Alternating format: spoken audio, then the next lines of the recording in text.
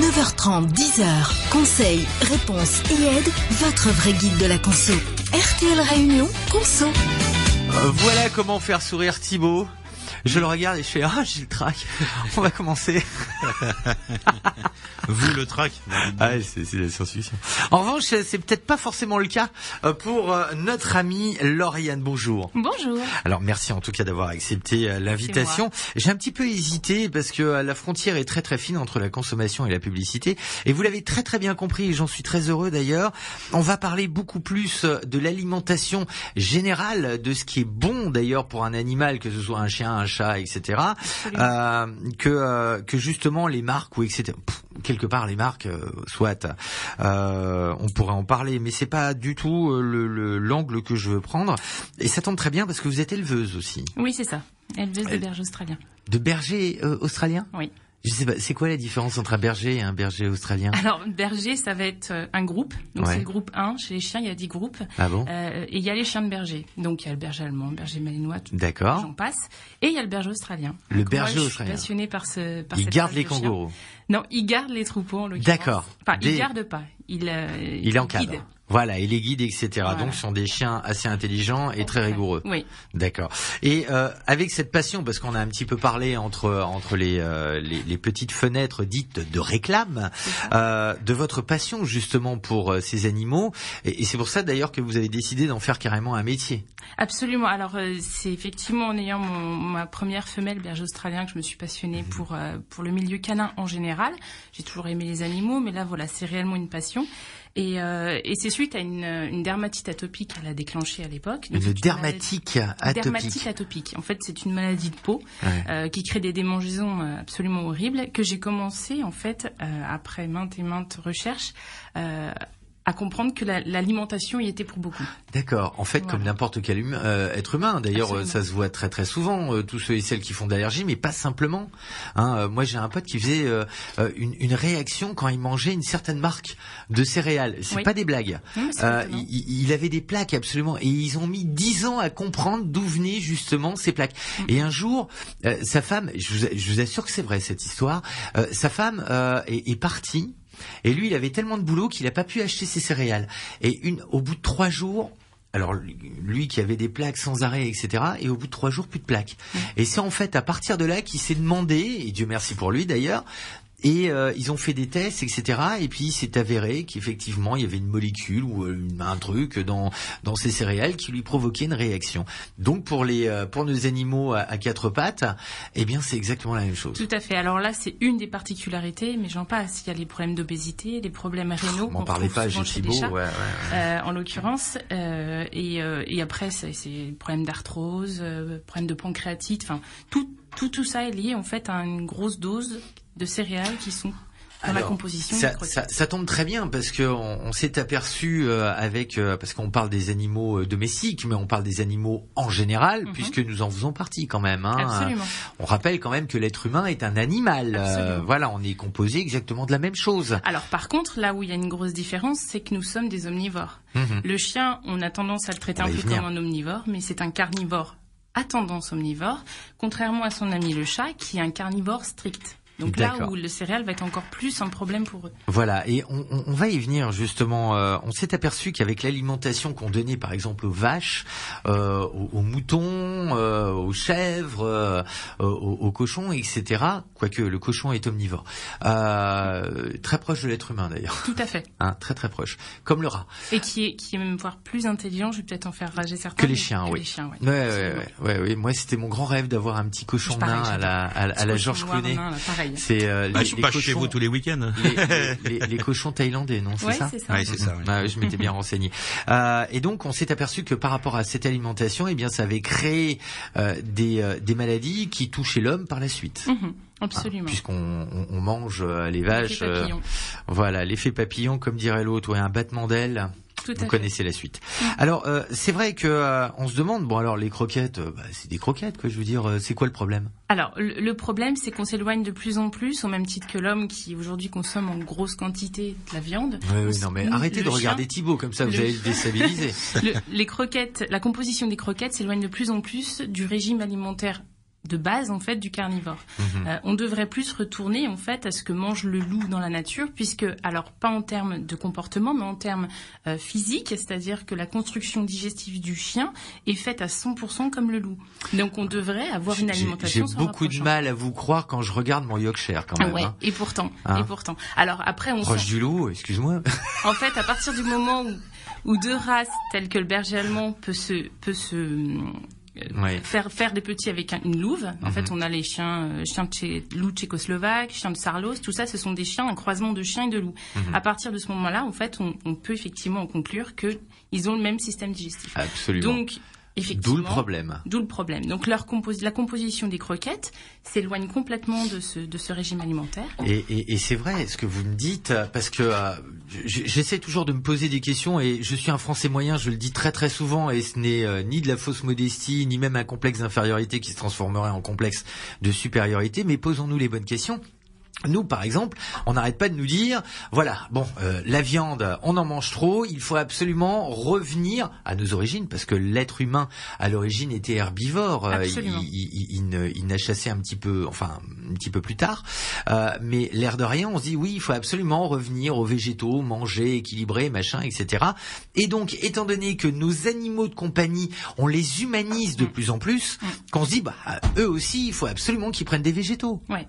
C'est ça. Et c'est là où on se trompe. Il y a malheureusement pas mal de gens véganes, pensant bien faire, qui souhaitent rendre leur chien, puisqu'il y a des croquettes véganes qui existent. Alors ça, c'est la pire catastrophe qu'on puisse faire pour son animal, pensant bien faire, mais c'est une catastrophe. Ouais. Les croquettes, en fait, si vous voulez effectivement regarder la composition de vos croquettes, il faut qu'en termes de composition analytique, il y ait au minimum 36% de protéines animales. D'accord. Et au plus 20% de glucides.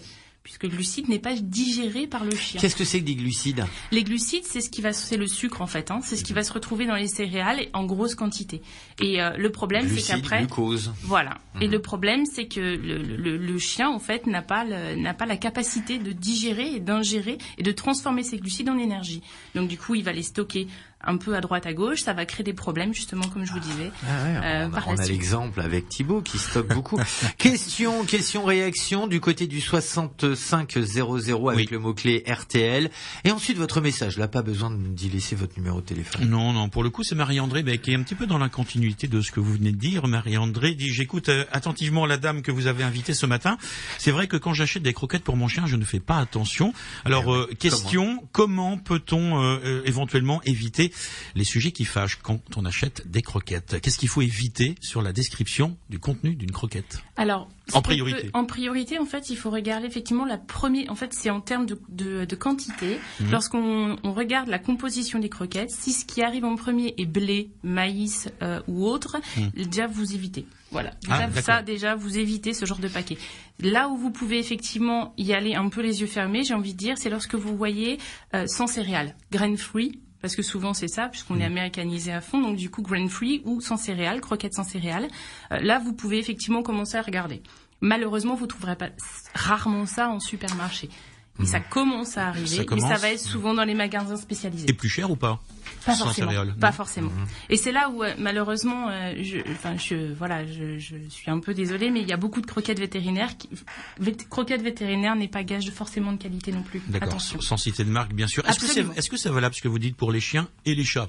Alors encore plus pour les chats, parce que le chat effectivement est un carnivore strict, comme je le disais tout à l'heure, et le chat effectivement est encore plus chasseur. Je ne sais pas si vous. Je confirme. Il y avait deux chats. L'autre il est chasseur, ils vivent dans l'appartement, ils ont jamais vu le jour. Ouais, ceci étant, un chaton effectivement dans la nature va beaucoup chasser et il va manger uniquement. Alors le chien peut aussi manger de la carcasse morte, le chat non. Ce sera uniquement de la nourriture vivante. D'accord. Voilà. Et du coup l'excès alors déjà il y a le problème d'humide parce que les croquettes effectivement manquent d'humidité et du coup le chat va avoir des problèmes parce qu'il nous boit beaucoup moins que le chien. Donc du coup il va falloir agrémenter avec des pâtés, c'est ce que je recommande pour les chats. Des pâtés sans céréales, de bonne qualité, malheureusement c'est un peu compliqué d'en trouver à La Réunion. Mais sinon, le cas échéant, des croquettes sans céréales que vous pourrez trouver en magasin. Parce que dans les pâtés, il y a aussi des céréales. Absolument, c'est blindé de céréales. J'en apprends des choses, je vais regarder ça tout à l'heure, tiens. Ça me fait plaisir de vous entendre dans cette émission. C'est vrai ? C'est bizarre, quand on parle de défiscalisation, on vous entend pas de toute l'émission. On parle de croquettes pour animaux. Je comprends pas le mot déjà, défiscalisation. Donc ça doit être ça. Hein. Allez, restez restez avec nous, toujours avec Lauriane. On parle de l'alimentation, de l'équilibre alimentaire, mais là pour le coup, c'est pas pour nous, ce sont pour nos animaux de compagnie. RTL Réunion, Conso. 9h30, 10h, conseils, réponses et aides, votre vrai guide de la conso. RTL Réunion, Conso.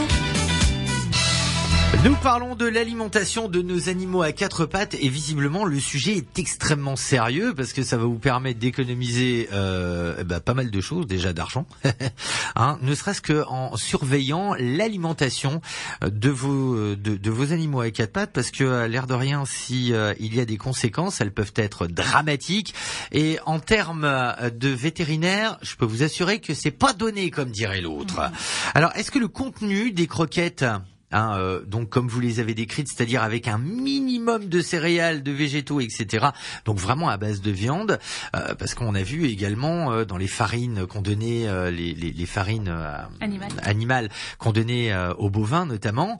Est-ce que le scandale des poussins, ou alors même les déchets organiques mélangés avec tout ça, est-ce qu'on peut le retrouver justement dans les croquettes que nous donnons à nos animaux ? Bien sûr, puis alors même pire. Bien sûr, quelle horreur. Ouais, et surtout qu'en plus que de ça, c'est que eux ont des déchets de nos déchets, quoi. C'est-à-dire que la céréale, en plus, c'est de très mauvaise qualité. C'est des déchets que nous n'utilisons plus en tant qu'hommes. Et pareil au niveau farine animale et puis tout ce qu'on peut retrouver en protéines, c'est pas forcément de la super qualité et du coup ça va être, on va retrouver les os effectivement, ça vous en avez déjà entendu parler, les becs, les plumes, etc. Parce qu'on retrouve de la protéine dedans. Quand vous regardez vos chaussures en cuir, si effectivement vous faites l'apport protéinique, il y a de la protéine. Je vais pas les manger. Mais on est d'accord qu'en termes d'apport nutritionnel, on est loin de... Voilà. Que dalle. Donc, pour effectivement avoir un bon apport nutritionnel, il faut avoir de la bonne qualité au niveau de la viande. Et je vous coupe, mais ça m'intéresse. Moi, c'est le côté consommation. Bon, on est d'accord, c'est pas moi qui vais manger les croquettes, mais est-ce que le lobby des pet food, c'est-à-dire les producteurs, les fabricants de nourriture pour nos animaux, est-elle comparable à celle de l'industrie pharmaceutique ? Parce qu'on le sait, c'est de notoriété publique. Absolument, on peut, c'est un peu le même principe puisque le but est effectivement de générer de l'argent. Donc à partir de là, on oublie un peu effectivement la santé et le but ultime effectivement, c'est de nous garder en bonne santé. Mais là, en l'occurrence, c'est un peu l'inverse parce que plus effectivement le chien va être malade et plus on va aller chez le vétérinaire et plus on va mettre beaucoup d'argent. Alors, c'est pour ça que les croquettes sans céréales, on va aussi permettre d'économiser finalement, puisque en termes de quantité, là où on va donner, je sais pas, par exemple 400 grammes d'une marque moyenne, voire une mauvaise marque, on va donner peut-être que 150 ou 100 grammes d'une très bonne marque, puisque l'apport nutritionnel est meilleur. Énormément d'appels du côté du standard. Nous allons vous accueillir et je vais vous demander d'être court, concis pour que tout le monde puisse passer. Allons-y. Nous accueillons Nathalie, il y aura Marie-Jo et Michael juste après. Nathalie, bonjour. Votre question. Bonjour à tous. Alors, moi j'en ai deux. Je sais pas si je peux. Très rapidement. Alors, la première, c'est je voudrais savoir ce que cette dame pense du régime BARF. Et alors déjà c'est une marque, donc on n'est pas là. Non, c'est pas une marque. En fait, c'est BARF. J'étais persuadée. Non. En fait, c'est Biological Appropriate Food. Voilà. En gros, c'est en anglais. On revient en fait au naturel, ce que je vous disais. C'est-à-dire qu'on va remettre la composition de ce que va manger un loup dans la nature. On va le réapproprier dans une gamelle de chien. Alors qu'est-ce que vous en pensez ? C'est le top du top. C'est le top du top. Voilà. Par contre, c'est extrêmement contraignant puisqu'effectivement, il faut onéreux. Et il faut onéreux, pas forcément. En tout cas, alors peut-être un peu plus à la Réunion puisque c'est un petit peu plus compliqué. Mais par contre, il faut bien le faire. Il vaut mieux une très bonne marque de croquettes bien faite, mieux une bonne marque de croquettes plutôt de la barfe mal faite. C'est-à-dire qu'il faut respecter un pourcentage de viande, c'est-à-dire qu'on est sur à peu près 60% de morceaux de viande. Ensuite, on va avoir à peu près 15% de fruits et légumes, etc. Ensuite, d'abat, 15% d'abat. Ensuite, d'os. Bref. Voilà. C'est vraiment contraignant. Une fois qu'on est dedans, par contre, c'est le top du top. Lisez le mode d'emploi. Votre deuxième question, Nathalie, très rapidement. Alors, c'est au sujet des mâles castrés, des animaux qui sont castrés et qui effectivement nécessitent une alimentation spécifique. Ouais.